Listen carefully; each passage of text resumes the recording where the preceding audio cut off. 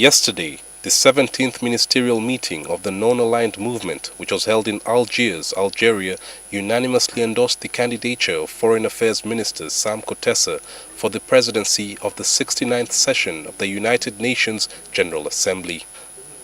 This means that Minister Kuteesa will become the ceremonial head of the World Parliament come 11th of June, since there will be no ballot to be cast for the UN job. But as Kuteesa prepares to officially take on the prestigious job, there are dissenting voices from the US and the UK against his inauguration as the General Assembly President. At the center of this criticism is the passing of the Anti-Homosexuality Bill into law that criminalizes same-sex relationships. The Guardian, a New York-based newspaper, quotes the New York Senator Kristen Gillibrand as saying that it would be disturbing to see the foreign minister of a country that passed an unjust, harsh and discriminatory law based on sexual orientation preside over the UN General Assembly.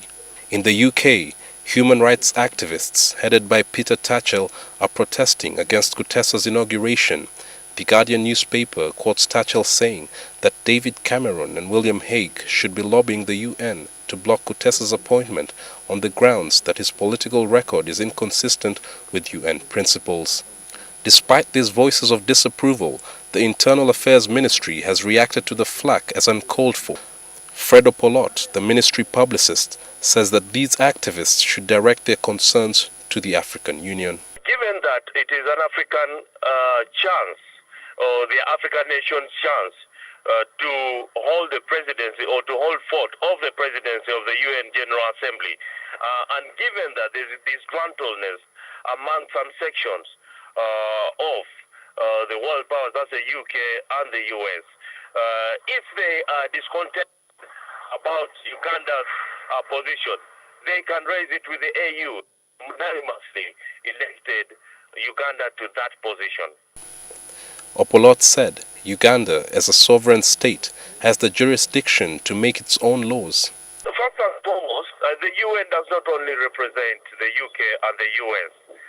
And on the of homosexuality, about 48 countries in Africa out of 51 actually have or have put in place the anti-gay laws. So it is not a case of just unfairly. Yeah, it is really unfairly singling out Uganda in as far as homosexuality laws are concerned. But the tidal wave of protests against Kuteesa by the pro-gay lobby group continues to grow on cyberspace. Over 3,000 people have signed a petition which they want to present to the US Secretary of State John Kerry and the UN member countries to challenge Kuteesa's UN presidency. Uganda has already dispatched a team from the Foreign Affairs Ministry to New York to beef up the embassy ahead of the 11th June inauguration.